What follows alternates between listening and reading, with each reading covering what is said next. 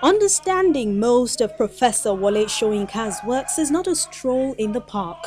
That's the reason why there are some of his works he never likes performers to torch, and for those who dare to tread that path, the challenge is not only for the cast to interpret it, but for the audience to understand the storyline which could leave them confused. What is this play all about? Three classic positions. Upright, take off, and throw. But guys, listen, we will never do that. The Dance of the Forests, Madmen and Specialists, Opera Wanyosi and A Play of Giants are just a few of his power plays that create that puzzle in the mind and raises more questions.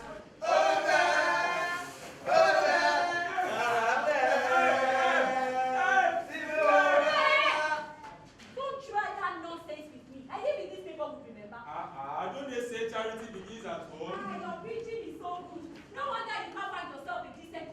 That did not stop this troupe from taking a leap of faith to stage Madmen and Specialists, which is part of that list of complex plays. The Nobel laureate expects the spectator to look beyond the surface and grab the message the play is trying to communicate, which may not correlate with the actions on stage. Who is down to earth? How about illusions? I need no illusions. I control lives. Control lives. Tell me, what does that mean? The play is a tragic satire of humankind immersed in war. Although war is barely mentioned, it stems from Kongi's 22-month detention during the Biafran War in Nigeria, which was spent in solitary confinement. Although his autobiographical work, The Man Died, captures more vividly his life behind bars.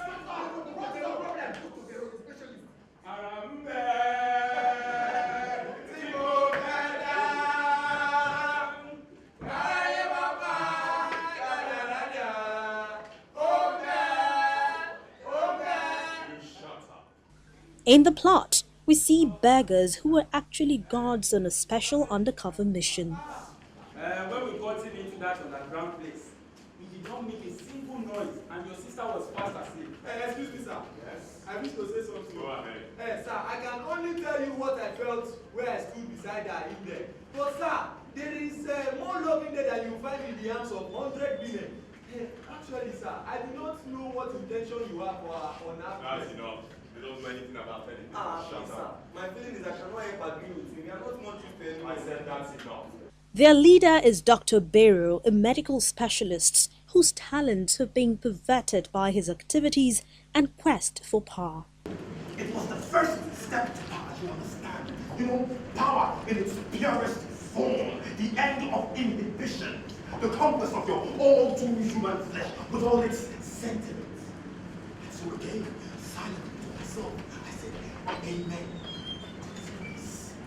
This insatiable desire has seen him turn into something unimaginable. Did you run into Magia? Did you run into Magia? Because I have seen that just to know. You know, this is thanks to legalize cannibalism. Yes, he does.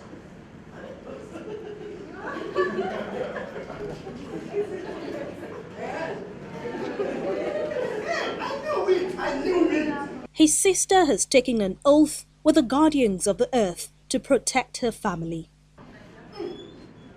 His hands are not ready to wind shroud.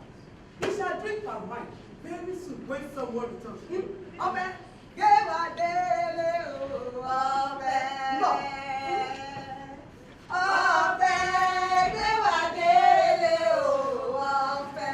He deals everyone that stands in his way a big blow with no regard for blood ties that even his father is not spared. The old man is locked up and placed on the guard by the physically and psychologically damaged war veterans whom he once treated. What is that? In a way, I feel flattered. You want to borrow my magic key?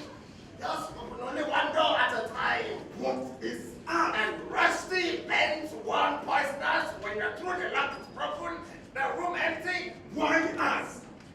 Sickened by a despicable son's corruption, the physician father goes to harrowing lengths to get his son to face the reality of what he has become, a beast. We practice without passion. With no ill will. No. With good intention. No. That the end shall justify the means. No. Practice. The guardians of the earth are demanding retribution for their services, but Beiro is having none of it, and it's guns against magic. Go back. Oh yeah. Stop that. Back. Stop that. Wait. I have a question. Shut that gaping hole. Shut that gaping hole. Come through me. Beiro also attempts to extract the secret of his father's continued influence on the gods, and this leads to a fatal confrontation. Let us see what makes the heretic think. Hey, old man, stop. Nero! Fire! Fire!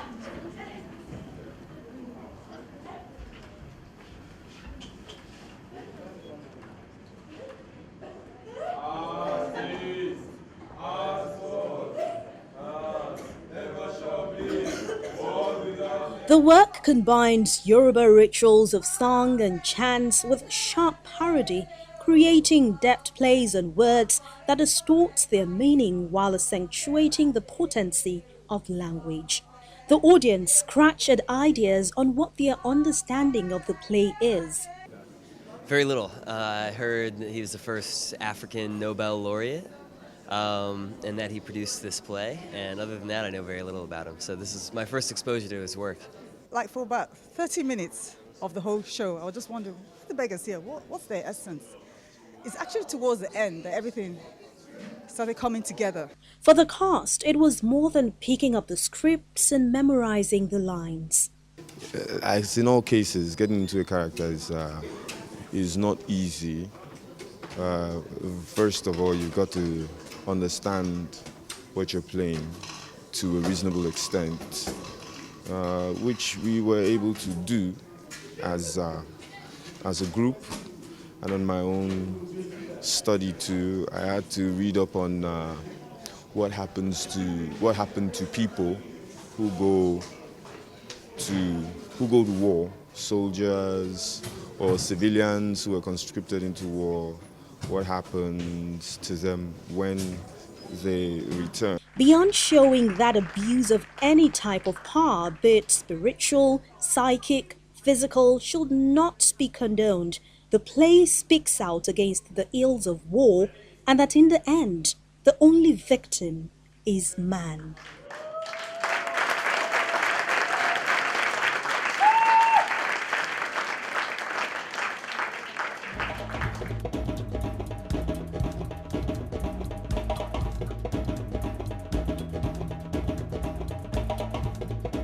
Our artist for this week has been celebrated by the art community because he just turned a year older. I'm sure you're already thinking of all the artists honored recently, but no need to think too hard. Here it is.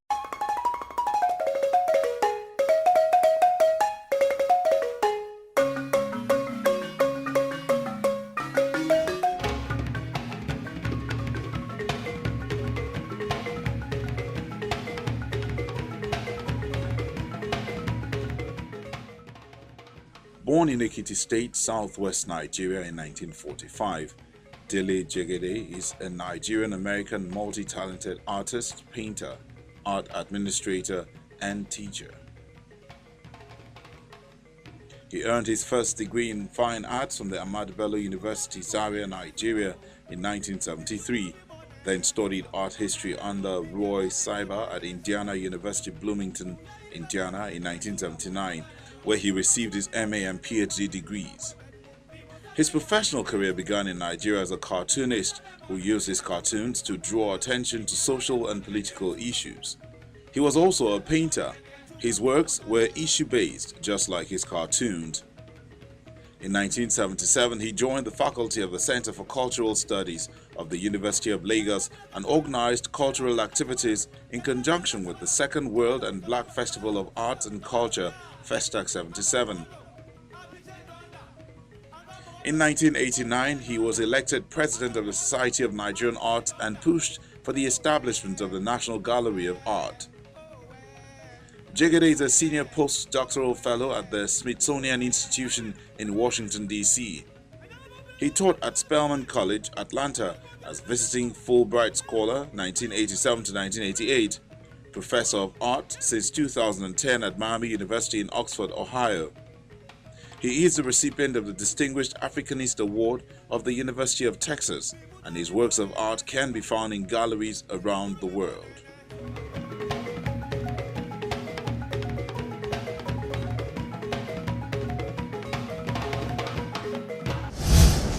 You can enjoy Arthouse on any of these platforms.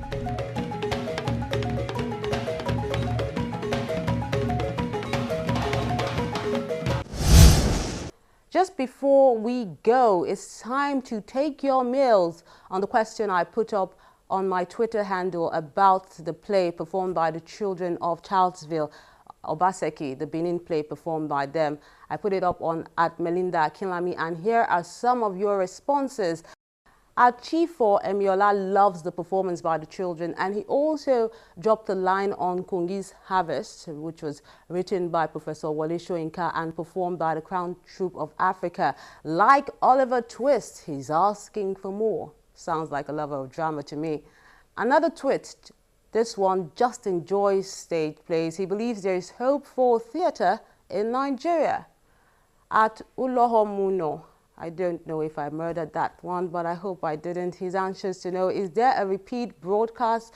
Or are you talking about the play? If it's about the play, no. But Arthouse, you can catch it anytime on our different platforms. Thank you so much for your messages, and let the conversation continue online as always. Many thanks for watching.